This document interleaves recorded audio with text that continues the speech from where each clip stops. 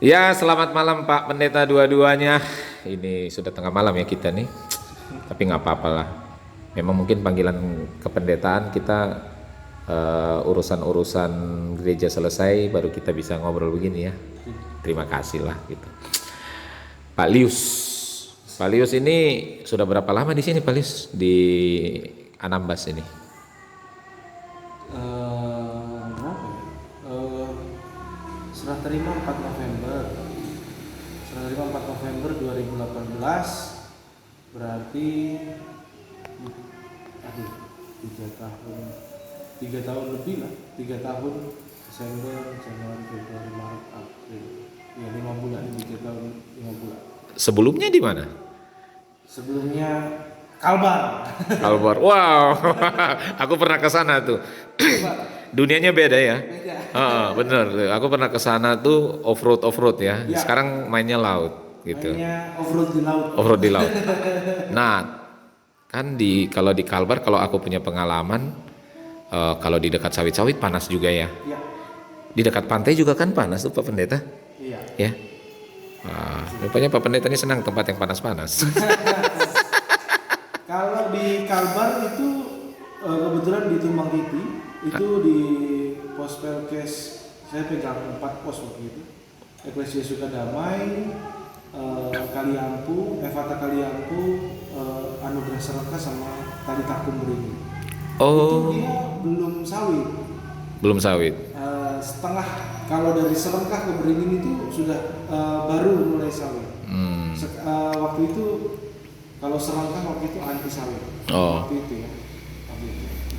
Jadi masih sebetulnya adem-adem hutan. Kalau sekarang bukan panas sih, angin pantai. Oh iya. Dari jarang makan ikan Iya. menjadi sering makan ikan. Betul sekali. Oh ini buat orang-orang GPIB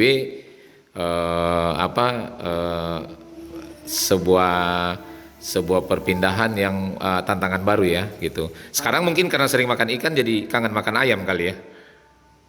Makan babi sih. Nah sekarang kalau Pak Gerald nih kan, Pak Gerald sebelum di Mengkait di mana Pak Gerald? Saya vikaris tahun kedua di Eklesia Bali Kuta. Wah itu tempat itu tempat tiap hari dengar pesawat gitu.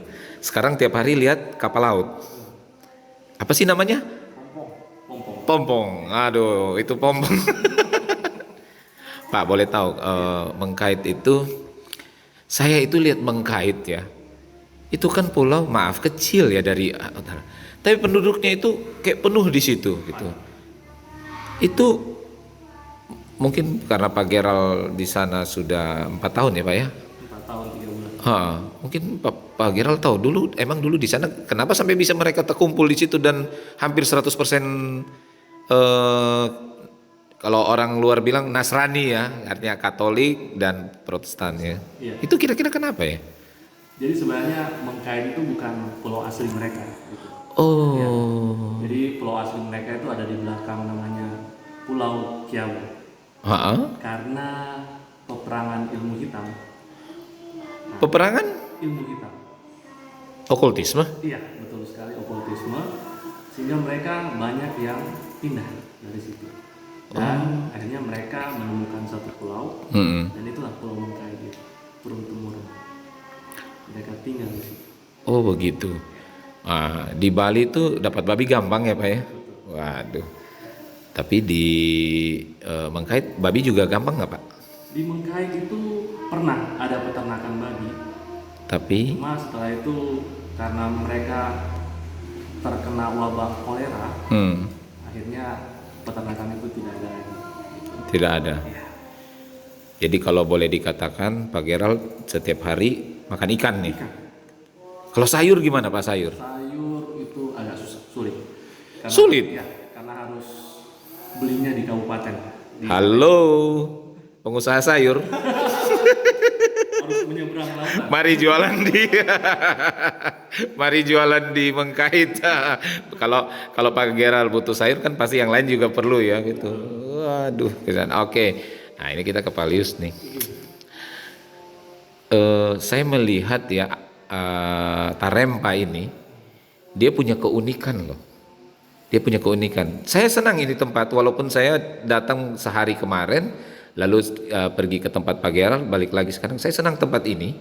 Tempat ini betah gitu. Saya nggak tahu Pak Lius merasakan hal yang sama atau tidak gitu. Maksudnya gini, betah dengan motor seliweran kencang itu, lalu makan di pinggir dengan meja-meja kayak gitu. Saya kayaknya kangen juga kayak gitu. Mungkin karena lama tinggal di Jabodetabek yang jarang bertemu kayak gitu kan. Nah ini Pak Lius, kalau Pak Lius ngelihatnya dengan keadaan seperti ini, saya yakin pasti jauh lebih ramai dari ketika di Kalimantan Barat. Atau iya ya, waktu masih di Tumbang Titi sana. Jelas.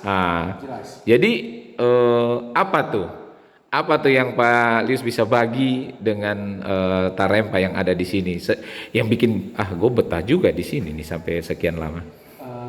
Orang bilang itu waktu sebelum ke Tarempa, ada kawan pendeta yang sudah pernah ke Tarempa. Dia bilang Tarempa itu Hawaii. Hawaii. Bisa benar loh. 6 bulan pertama. 6 bulan pertama. 6 bulan pertama dia Hawaii. Kalau dia 1-2 tahun dia Bali. 1-2 tahun dia Bali. Wah. Ya. Kalau sudah 3-4 tahun dia Nusa Kambangan. Jadi begini Bu, mungkin bagi orang karena dia akses kita keluar itu bukan susah, mahal.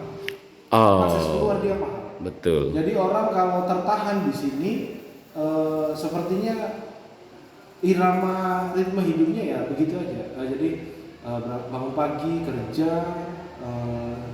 sore pulang, habis itu makan, habis itu udah tidur gitu. Jadi ritme untuk jalan-jalan terbatas. Apalagi orang yang suka explore, dia pasti saya sudah semua. Gitu.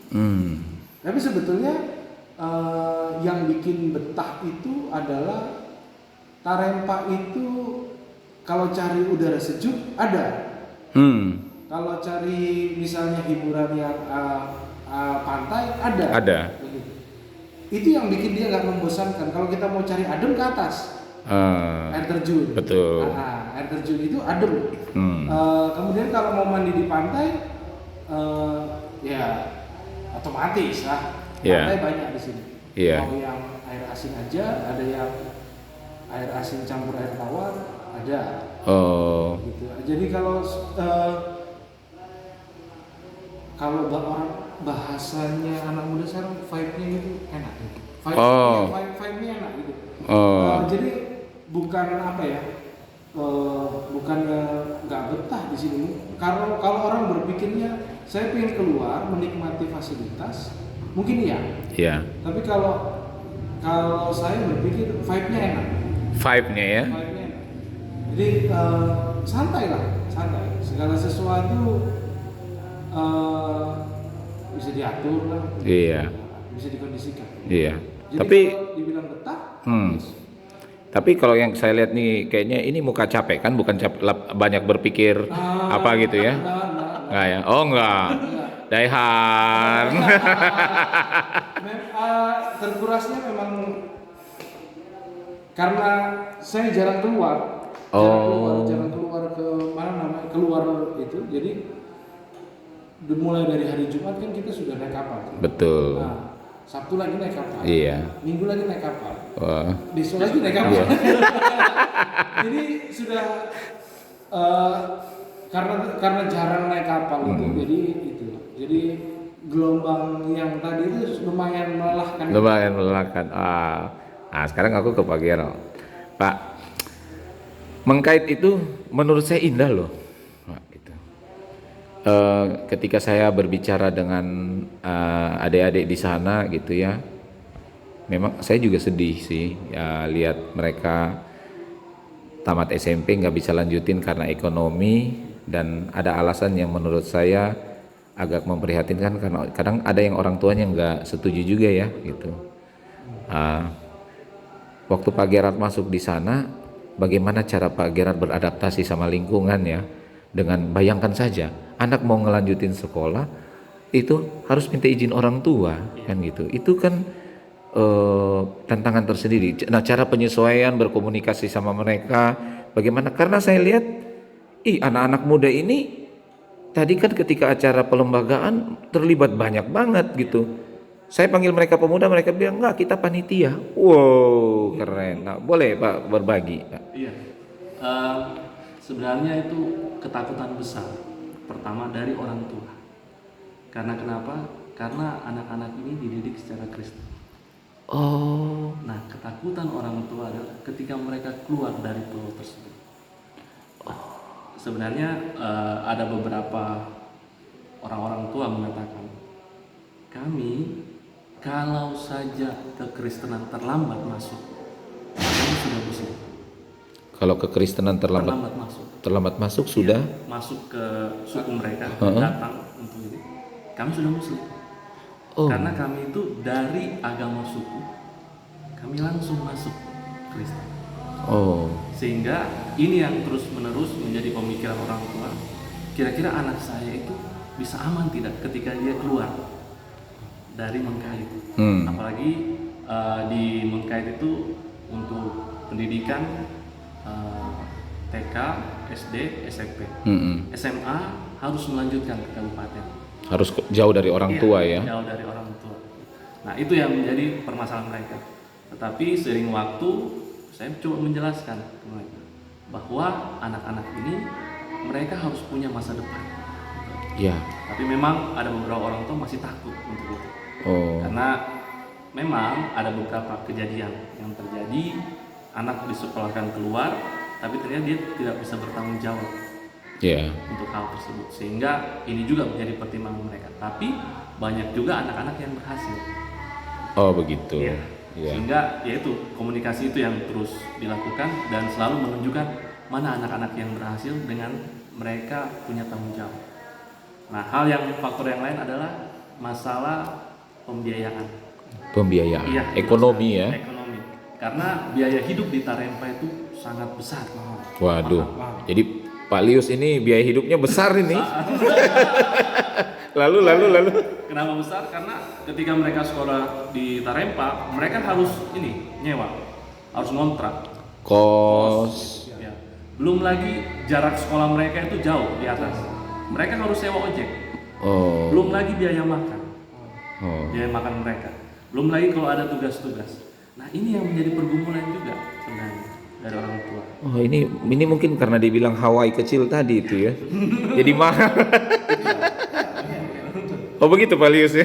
Iya, begini Bung. Jadi di Tarempa itu kos untuk hidup mahal. Oh. Sehingga pegawai negeri pun saya yakin gajinya itu double karena tunjangan perbatasan. Iya. Ya, makanya mereka bisa survive di sini. Iya. Tapi kalau untuk anak-anak Mengkait, mereka harus ke atas nih, ke atas. Bukannya saya apa ya, tapi karena kami kan juga melayani mereka, khususnya yang di PT ya. Iya. Di PT. Mereka kalau tidak punya motor, kalau orang tuanya tidak kasih motor, mereka harus naik ojek. 10.000. Satu kali jalan. Satu kali pergi Bu.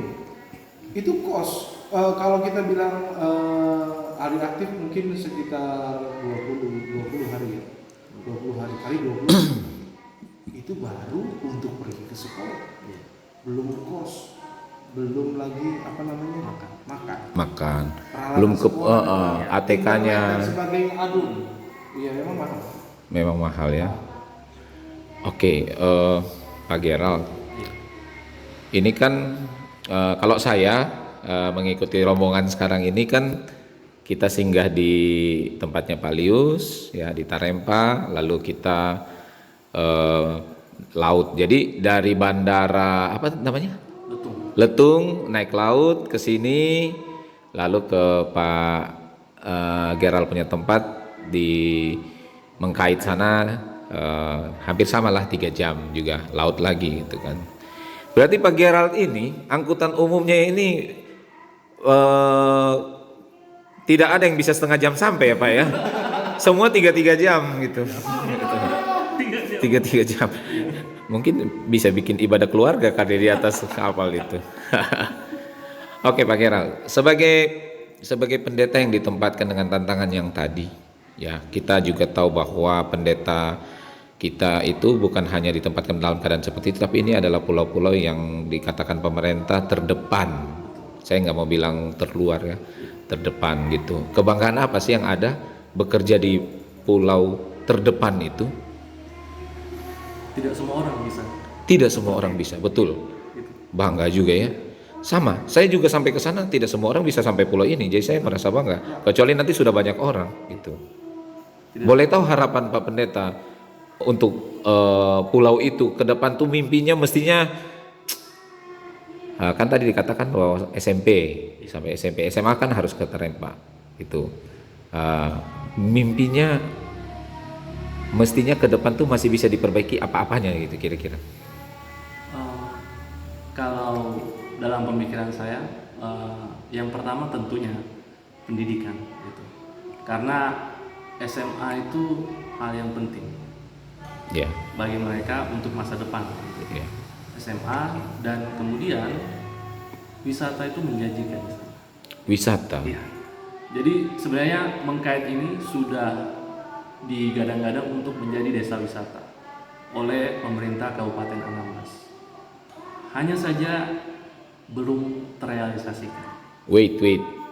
Di Kepulauan Anambas ini yang ditetapkan jadi desa wisata cuma Mengkait atau ada yang lain? Ada sih beberapa, salah satunya Mengkait. Salah satu Mengkait. Oke. Kenapa saya berani mengatakan? Karena itu masuk dalam brosur Oh, pariwisata dari Kabupaten Kepulauan Anambas. Gitu. berarti ke depan harapannya itu kalau yang dikatakan Pak Gerald berhasil itu pasti terjadi perubahan yang lumayan fundamental ya. Betul. Perubahan besar terjadi di situ. Oke. Apakah bisa merubah juga pendirian orang tua untuk anak sekolah? Bisa. Bisa. Iya. Kenapa? Kan terbuka lapangan kerja banyak di sana. Kan malah mereka pikir sudah langsung kerja aja atau bagaimana? Mereka pemikiran mereka itu bisa terbuka, tidak terkungkung. Contohnya umpamanya ada satu pulau di depan, Pulau Temiang. Temiang ya. Ibaratnya kayak itu, ketika ada orang datang, mereka masih takut. Oh. Mereka siapa? Itu. Dalam mereka, saya tidak kenal orang itu. Jadi mereka tutup. Tapi ketika lama kelamaan, karena banyak hal yang orang datang dari luar masuk, akhirnya mereka terbuka. Ya, sudah bergaul lah dengan orang Iya, itu. bergaul. Nah, Mengkait itu harus jadi kayak gitu. Oh. Ketika ada banyak info yang masuk, sehingga orang tua ini mulai, oh iya ya, anak saya ini harus punya masa depan.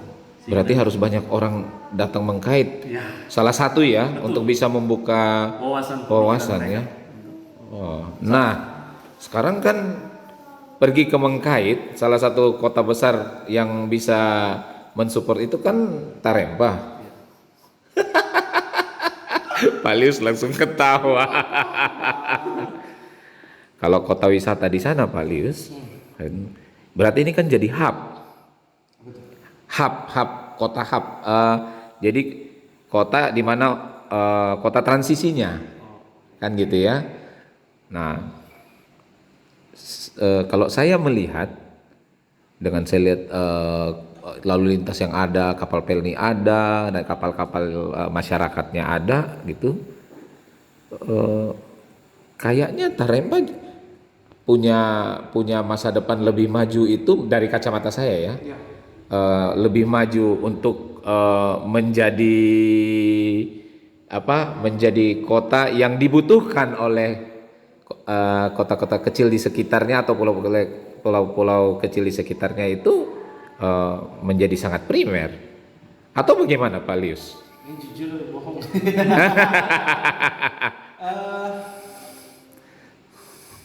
Dari lihat dari programnya Pemda sendiri, sebetulnya kalau kita ke Mengkait, Letung lebih cepat. Dari Letung lebih cepat ya. Dari Letung lebih cepat. Dari Batam naik pesawat, ATR, dari Letung naik kapal ke Mengkait lebih cepat. Berapa tuh biayanya kalau dari Letung langsung? Pompong 2 jam aja. Iya, 300. 2 jam. 300. 300-an 300.000 per orang. Tapi naik pompong ya. Pompong ya. Pompong. Artinya begini. Pompong tuh kapal besar ya? Oh, kecil. Kecil. Berapa orang kira-kira? Kalau bahasa sini pompong kecil atau pompong besar? Iya ya, heeh, pompong kecil, pompong besar. Ya oke lah. Pokoknya pompong itu sebuah kapal motor. Kalau kecil ya kira-kira mungkin 10-an orang kali ya. Nggak nyampe ya? 5 lah. 5 lah, oke. Itu Ya. paling kecil ya. Paling kecil. Ya, Oke, kecil. naik itu. Ya. Jadi itu Tarempa menang sebagai kota administrasi Iya. karena pemerintahan Kabupaten Kepulauan Anambas ada di Tarempa. Iya. Ya. Ada wacana memang mau dipindahkan ke Letung, ibu kota. Oh begitu. Ya, ini jujur nih ya, jujur ya. Tapi entah kenapa, meskipun Letung itu punya akses, karena mereka yang bisa bangun bandara. Siantan ini kan Tarempa ini kan Pulau Siantan, dia nggak bisa dibikin bandara. Nggak tahu mungkin teknologinya ke depan bagaimana dia bikin bandara, mungkin bisa jadi.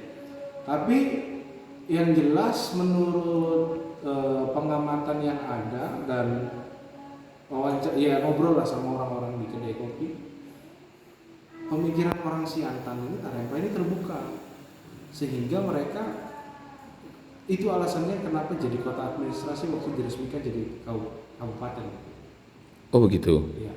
Jadi memang kalau misalnya di tempat transit, kalau memang dulu masih tetap dari Letung yang menyediakan transportasi itu yang baik ya, seperti yang kita naik kemarin itu cuman ke Tarempa, maka dia bisa jadi tempat transit. Ya. Karena Bukit Raya ke Letung, ferry dari Batam ke Letung, begitu. Jadi kita selama di keputusan Pemdanya begitu, selama pikiran masyarakatnya di Pulau Siantan ini terus terbuka, dia tetap bisa jadi administrasi. Gitu. Jadi mungkin by nature-nya, alamnya Letung lebih mendukung, tapi secara pemikiran Tarempa lebih terbuka. Oh begitu. Ya. Oke. Nah Pak Geral, tadi kan Pak Geral sampaikan salah satu tuh jadi tujuan wisata ya gitu. Saya sepakat loh, benar gitu. Bahkan saya kan sempat bilang itu Mengkait itu Balinya GPIB. Aduh, kita bawa nama GPIB.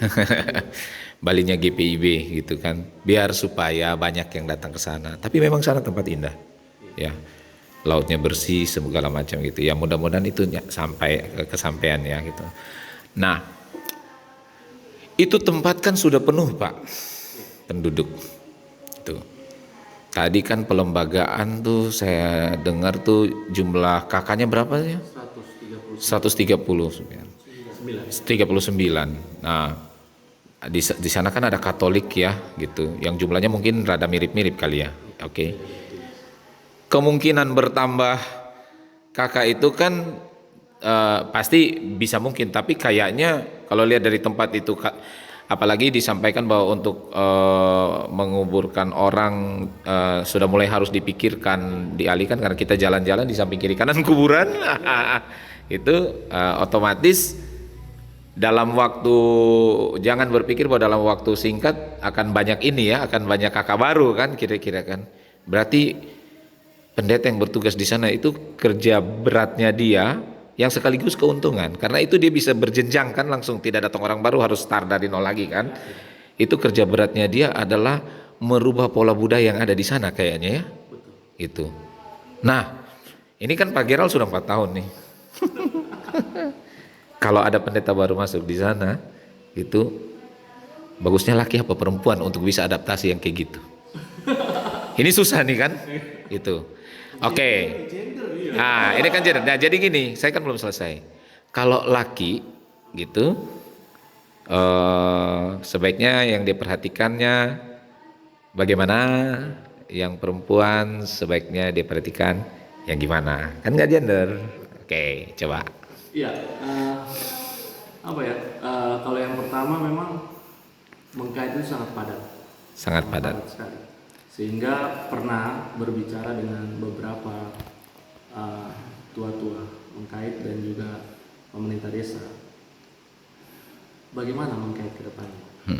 Ternyata mereka sudah ada rencana di pulau depan Remian itu mereka akan buka satu desa. Jadi ke Temiang di depannya. Iya, di depannya ada satu desa karena ada satu tempat itu wilayahnya itu dataran. Ya. Dataran yang sangat luas karena dulunya itu ditanami oleh padi apa ya? Kalau kami itu bilang padi gogo. Padi gogo, ya. Padi gogo dulu. Ya. Itu sangat datar. Nah, itu rencana mereka. Oh. Ketika sudah semakin banyak mengkait, sudah semakin menumpuk, mereka akan pindahkan ke sana. Jadi membuat desa yang baru. Nah, sedangkan kalau soal pendeta, nah ini Pasti tergantung majelis sinode. Iya. Tapi ya pesan-pesan dan pengalaman yang ada. Pengalaman yang ada, kalau yang laki-laki mengkait ini ya maaf kata, untuk minuman-minuman kerasnya itu luar biasa. Oh. Luar biasa. Luar biasa. Luar biasa banyak atau? Sangat banyak. Karena kenapa? Karena tidak ada yang mengatur. Oh. Jadi minuman itu bisa dititip di kapal penampungan ikan. Itu dari Kijang itu sehingga datang gitu. Dan tidak ada batasan. Nggak ada polisi. Tidak ada itu batasan. Sehingga ini menjadi kebiasaan mereka. Jadi ketika mereka tidak melaut, nah ini yang menjadi kebiasaan anak-anak muda. Karena mereka dapat uang banyak, wah sudahlah minum. Oh. Nah ini yang bagi pendeta laki-laki hati-hati. Oh. Bagaimana kita harus tegas terhadap hal itu untuk mengajarkan mereka. Karena ini demi masa depan mereka. Dan tentunya harapannya juga sebenarnya pemerintah desa itu harus berperan andil mengatur hal tersebut. Karena itu wilayahnya. Kemudian kalau untuk pendeta perempuan, sebenarnya ini umum. Ya, ibu-ibu di sana itu mereka hobinya sering bergosip pria. Hati-hati, jangan sampai ya itu masuk di dalam komunitas-komunitas gosip yang ada. Bagaimana bisa berperan secara netral di dalamnya, seimbang di dalamnya dan tidak kuping tipis. Oh yang iya. Langsung itu harus seperti itu. Keren. Ini penelitian bisa jadi tesis ini nih. Udah ngambil S2 belum nih Pak Pendeta? Udah. Wah, siap-siap nih S3 nih. Ini calon-calon pemimpin nih ke depan. Nah, Pak Lius, kita udah mau sampai di terakhir nih. Pak Lius dengan Anambas, dengan Tarempa, dengan segala yang ada, saya kan melihat, mendengar yang Pak Lius katakan kemarin. Di sini 90% tuh datang dari satu etnis tertentu ya, gitu kan. Yang dia punya, banyakan dari mereka itu adalah pekerjaan yang istilahnya hampir mirip mereka semua pekerjaannya, yang dikatakan seperti itu, gitu kan. Berarti kalau boleh saya katakan, ini gereja ini lebih condong kepada homogen dari sisi hal seperti itu, ketimbang heterogennya ya, dari sisi seperti itu. Apakah menjadi pendeta di gereja yang punya kecenderungan homogen seperti itu menjadi lebih mudah gitu, biasa-biasa saja atau apa gitu dalam rangka pembinaan jemaatnya gitu? Sebetulnya kalau dibilang ya homogen etnis ya. Ya. Etnis. Pekerjaan beda-beda tipis. Beda-beda tipis. Jadi kalau di Tarempa itu ada yang pegawai negeri, pengusaha, sama pegawai swasta. Pegawai swasta yang maksudnya kerjanya settle gitu ya. Tapi biasanya itu pendapat. Dan etnis ini, etnis Timor yang biasanya mereka datang ke sini karena mencari penghidupan yang lebih baik dan segala sesuatu yang mereka bisa kerjakan mereka akan kerjakan. Cenderung homogen memang. Kalau kita bilang ada banyak etnis Timor di sana, tapi dia enggak homogen. Gimana sih ngomongnya homogen tapi nggak homogen? Iya. Karena perbedaan masa kerja itu berpengaruh sekali Pak. Oh. Karena dia lama di sini, mentalnya berubah, pemikirannya berubah, bercampur baur dengan warga di sini. Begitu. Mereka menyesuaikan diri sampai ke dalam manajemen keuangan, manajemen kehidupan. Mereka itu menyesuaikan diri.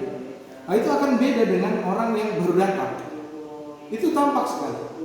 Mana yang bisa bergaul, mana yang tidak bisa bergaul, mana yang masih keras, mana yang luas mereka gitu kan. Ada yang nggak peduli mungkin, tapi karena kebanyakan sih mereka di jemaat ini yang sudah lama gitu. Bahkan ada yang dari kelas umur 12 tahun dia hidup di sini sampai dia berkeluarga di tempat ini kan. Artinya menurut saya yang paling jadi pekerjaan itu menjembatani gap itu antara misalnya pegawai negeri dengan yang pekerja swasta dengan pekerja yang kawan-kawan kita yang buruh, pekerja toko, pelayan restoran itu yang sudah lama kerja dan yang baru kerja. Karena di tingkatan pegawai negeri atau pegawai swasta juga ada perbedaan begitu. Ada yang sudah lama jadi pegawai negeri, mereka menikmati vibe-nya di sini itu bagaimana. Terus tapi ada yang baru yang merasa seperti kok aku di sini ya. Gitu, dia berpikirnya seperti itu. Yang paling sulit itu tantangan itu, jembatan gap-nya itu. Mengatur riset mindset-nya itu yang program mindset-nya itu yang susah. Berarti aku nggak perlu tanya lagi pesan buat kalau misalnya Pak Lius pindah kan gitu, toh kan sudah berapa tahun nih? Masih lama ya. Ya. Nah, pertanyaan terakhir ini untuk berdua. Saya sangat senang melihat banyak orang muda terlibat di dalam keberadaan kami rombongan Pelkes yang ada di sini, ya. Terus terang saya melihat anak-anak muda semua. Artinya walaupun sudah berkeluarga apa, tapi mereka anak muda. Dan ini terus terang di depan saya 2 orang pendeta ini kan pendeta muda. Tuh. Ini kan keren. Bagaimana sih bisa kalau Pak Gerald kan, bagaimana sih bisa memaintain anak-anak muda yang dari kemarin ya latihan apa sampai tadi saya sempat wawancara mereka. Padahal di antara mereka itu ya sekarang ke Pak Gerald ya. Kita sudah bicara banyak. Saya interest banget gitu ya. Dan itu juga ada di jemaatnya Pak Lius. Ini 2 jemaat yang berbeda karakteristiknya, tetapi orang muda yang terlibat di dalamnya banyak. Saya mau bilang bahwa saya belum ketemu orang yang usianya tua dalam pengertian rambut sudah putih gitu, yang mengurus kami di sini gitu. Ini sengaja kasih sembunyi orang-orang itu, ya.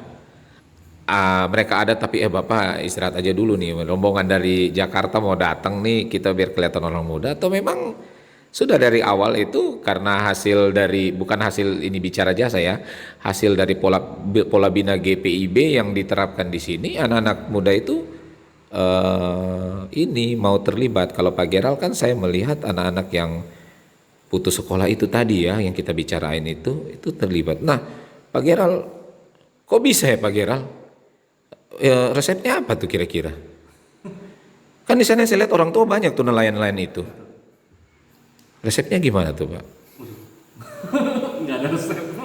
Nggak ada resep. Sebenarnya pendekatan sih, karena kita perlu kaderisasi. Mereka pun yang putus sekolah, kita ajak untuk dalam kegiatan-kegiatan gitu. Jadi kita libatkan mereka. Dan para orang tua pun mereka sangat senang supaya pelayanan yang dilakukan itu tidak semata-mata di dalamnya itu nantinya hanya orang tua. Jadi ibaratnya mereka diberikan jam terbang untuk itu. Dan anak-anak muda ini mereka sangat senang ketika dilibatkan itu. Dikasih tanggung jawab mereka senang. Iya, mereka sangat senang. Tentunya di dalamnya tidak boleh ada bos dan anak buah. Betul. Tapi bagaimana kita merangkul ketika kita mau memberikan tanggung jawab? Tentunya di dalamnya harus ada pendekatan secara anak muda, dalam tanda kutip anak muda, bukan dalam tanda kutip bos dan juga anak buah, bukan, tapi dalam tanda kutip anak muda, sehingga mereka tidak merasa bahwa mereka hanya disuruh-suruh, tidak, tapi mereka merasa bahwa saya diberikan tanggung jawab, sehingga tanggung jawab yang diberikan ini harus saya betul-betul pegang dan selesaikan. Nah, itu yang dilakukan di sana, dan mereka pun terbuka untuk hal itu, sehingga mereka betul-betul mau untuk kegiatan gerejawi dilakukan. Nah, terlibat dalam kegiatan gerejawi. betul. Saya tuh lihat ya Pak ya, kemarin waktu latihan pelembagaan sampai tadi gitu ya. Contoh nih, Bapak punya pemain keyboard itu lebih dari 2 loh, ada 3. Karena ya, paduan suara ini nyanyi, si ini yang main. Bahkan yang datang dari Tarempas ini, yang main orang Mengkait gitu. Ini saya cerita ya, di Jabodetabek itu ada GPIB yang pemain keyboardnya itu susahnya luar biasa, nyari satu pun juga, itu ada. Ini di Mengkait, Tuhan, ini Mengkait kan untuk sampai ini di YouTube yang kita ini ada yang nanya, tolong deh jelasin Mengkait itu ada di mana. Nah loh, gitu.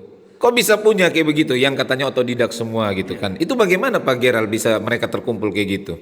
Jadi memang pertama kami pendekatan dulu kepada yang senior. Gitu. Kami jelaskan terlebih dahulu bahwa kita perlu kaderisasi. Gitu.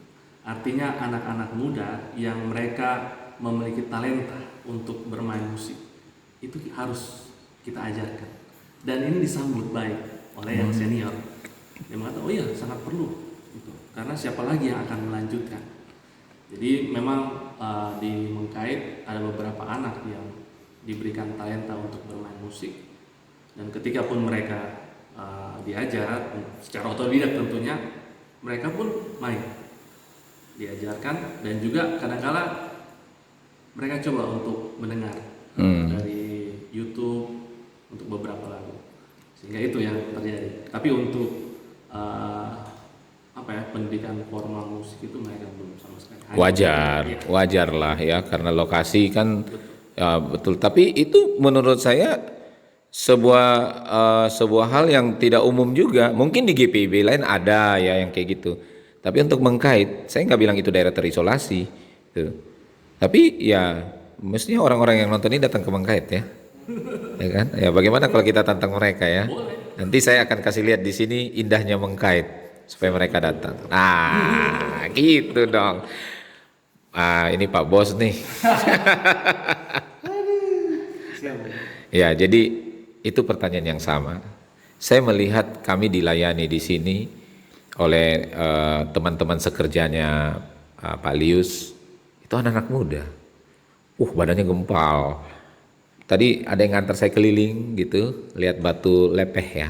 Nah, itu gym tempat kita latihan gitu. Woi, kayak gitu. Itu kan semangat di gerejanya sama semangat latihannya kayaknya sama tuh. Nah, itu kan anak muda itu tuh, dan mereka selalu tertawa walaupun saya lihat juga mereka udah capek lah gitu ya. Kami aja yang diurus aja capek, apalagi orang yang ngurusin gitu kan. Nah, apa sih yang Pak Lius lakukan sampai orang-orang itu kepercayaan 100% banget dikasih atau 300% sampai mereka kok asik-asik aja gitu ya. Malah ada yang besok pagi mau berangkat kayaknya dia ngerasa rugi banget nggak menemani sampai akhir gitu. Coba cerita dulu Bos. Bagaimana ya? Tarempa itu isinya usia produktif. Jemaatnya itu 99% usia produktif. Jadi mereka apa? Jujur aja ya, di sini jarang ibadah kedukaan. Ya karena usia-usia itu ya. Usia produktif gitu. Saya 3 tahun lebih di sini 2 kali pemakaman. 2 kali pemakaman ya. 3 kali orang meninggal waktu itu dibantu pendeta Geral. Ya. Tapi ya 3 kali saja. 3 kali orang meninggal. Kalau di bandingin saya dulu Vikasi Manuel Depok itu kan tiap minggu tuh. Iya, betul. Rame tuh jadwalnya kan. Iya. Artinya kan ya memang kita bonusnya di situ. Bonus demografi. Iya. Bonusnya di situ.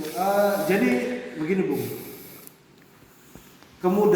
Usia produktif itu menimbulkan dua hal. Yang satu, kalau dia dewasa, dia bertanggung jawab atas segala sesuatu yang dia sadar jadi tugasnya. Yang kedua harus karena dia saking produktifnya, dia cuek. Dia nggak mau tahu. Itu tantangannya. Kalau yang aku dihadapi di Tarempa ya. Jadi kalau mulai kemarin itu karena sudah koordinasi dengan Mengkait, akhirnya kita kerahkan orang yang biasa menemani tamu, mengurus segala keperluannya, yang tahu segala hal. Dan tadi juga waktu ngantar rombongan ke air terjun, kami kerahkan juga jemaat yang ikut ke sana ke Mengkait tadi dari Tarempa. Kami kerahkan juga karena mereka juga sadar tanggung jawab mereka, dan mereka sadar bahwa mereka ini acara bukan main-main gitu. Jadi ya karena usia produktif itu memang PR-nya itu bagaimana menarik mereka, mengubah mindset mereka supaya mereka lebih bertanggung jawab, lebih dewasa gitu. Memang susah karena Mengkait orang asli. Ya. Mengkait orang asli. Kalau kami kan pendatang. Nah, kampung saya di sana, di sini. Iya. Jadi pendekatan teologi itu dikombin dengan pragmatisme yang ada itu Bukan pragmatis, Bu. Atau apa? Saya nggak setuju. Oke. Meskipun ada unsur itunya. Ya. Ada unsur itunya. Tapi maksudnya begini. Pendeta itu kan punya kelebihan. Betul. Kelebihannya itu dia punya pengamatan. Kalau bahasa di gerakan itu, di organisasi itu dia punya analisa sosial. Ya. Baik di dalam jemaat internal ataupun eksternal. Begitu. Di situ yang kita mainkan. Jadi analisa sosial kita apa, teologinya kita apa, kita padukan. Bisa nggak masuk di sini? Kalau yang prinsip kita nggak bisa lawan. Betul. Tetap harus teologi yang menang. Tapi kalau hal-hal tertentu yang masih kita bisa luas, apalagi untuk penyadaran mereka, itu penting itu dipadukan seperti itu. Kadang-kadang ada yang melupakan itu kan. Ada yang melakukan, pokoknya saya di sini saya berbakti untuk Tuhan, untuk gerejanya begitu. Tapi dia bukan tidak bisa ya, tapi lupa gitu. Melupakan sisi bahwa ini penting melihat situasi, analisa sosialnya bagaimana, apa yang harus dilakukan, idealisme KBIB-nya seperti apa gitu. Itu yang kita bangun ke arah sana gitu. Itu tantangannya di Tarempa. Makanya kenapa kok kelihatan yang muda-muda, itu yang capable. Ya. Dan dia punya kapasitas untuk itu. Dan kita selalu menempatkan orang sesuai kapasitasnya. Tapi bukan berarti dia cuma bidang-bidang itu aja.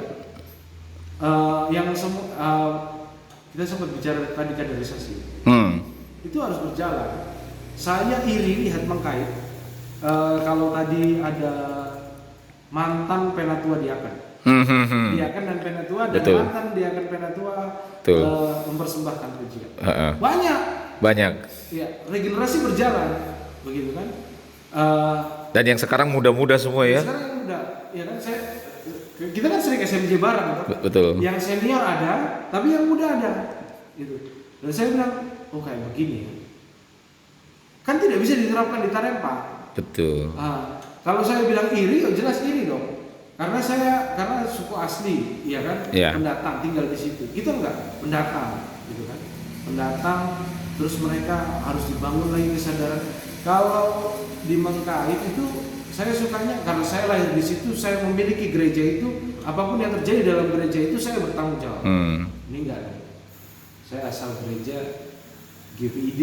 GPID, gitu kan. Nah, saya gereja saya di sana. Betul. Saya ngapain saya ngurusin GPIB? Mindset itu yang dari awal saya lihat itu terus yang akan dikejar pendeta yang ada di Tarempa. Siapapun itu. Kecuali kalau mereka sudah menganggap diri sebagai saya penduduk asli Tarempa, saya akan berusaha mengusahakan kesejahteraan bagi Tarempa, maka saya akan hadir di sana dan memiliki. Rasa memiliki itu yang terus ditumbuhkan, kesadaran. Jadi saat kapasitas mereka, saat ini belum mampu, ya it's okay. Tapi semuanya harus didorong ke arah kemampuan itu. Jadi kapasitas mereka semakin hari. Saya teringat teman saya selalu bilang kalau pendeta itu dia inisiator, motivator, dan fasilitator. Betul. Kata moderator Dayhard. Berarti hidup Dayhard.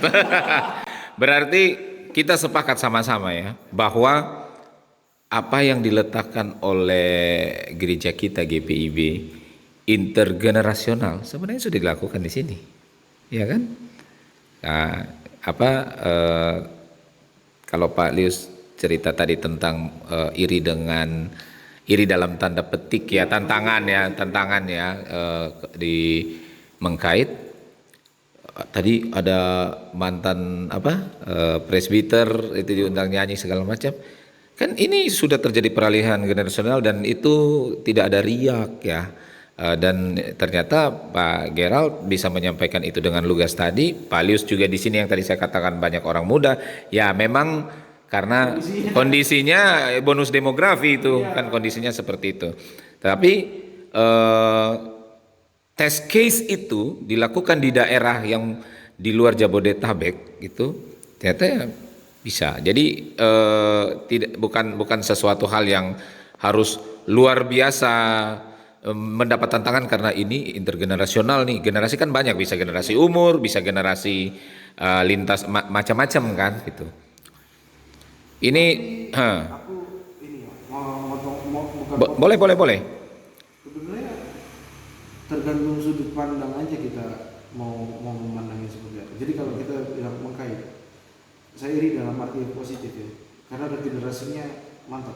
Karena mereka dari PT tadi banyak betul. Belum GP ya. Itu ruangan sebelah situ saya sampai bilang maju aja ke depan sedikit gitu.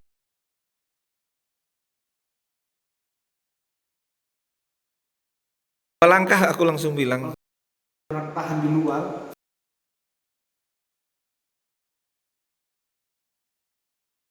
Waktu masuk saya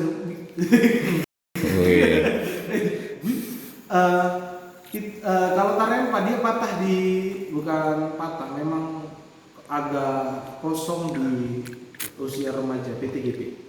Ya wajar kan masih usia muda rata-rata. Ya, Itu kan anaknya masih kecil-kecil. Yang di tengah ini ada beberapa, tapi karena jumlahnya sedikit, ya kita bisa himpun. Untungnya ada anak-anak Mengkait yang SMA di sini, kita ditambahin itu begitu. Karena bagi saya penting itu untuk belajar bersama ya, untuk dibina bersama. Itu penting. Jadi ya itu tadi yang saya bilang. Jadi kalau kita tergantung kita memandang sisinya bagaimana. Betul. Dari kalau kita putar sedikit perspektifnya, oh ini it's okay kok. Begitu. Iya. Kalau mungkin orang lain bilang nggak hidup semua nih, ya realitanya begitu. Yang kita hadapi ini kan orang mungkin ya bilang kan, oh Tarempa, oh Mengkait, harusnya begini, idealnya begitu. Iya. Tapi kan yang ideal ini bertemu dengan realita. Dan realita menentukannya begini. Iya. Bagaimana kita mencapai yang ideal dengan realita yang ada, ya itu yang harus kita usahakan kan begitu. Oke.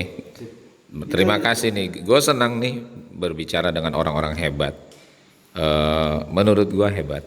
Kenapa begitu? Apa yang disampaikan ini kan pendeta-pendeta muda, ya. Dan kelihatan sekali bahwa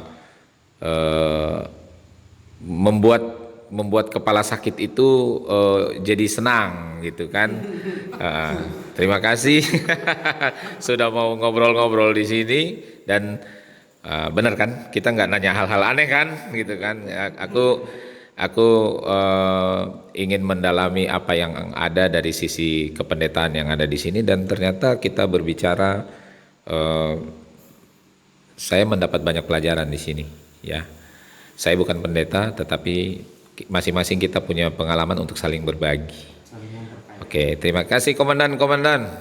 Wah, sama-sama ya, terima kasih ya. Oke, aku off.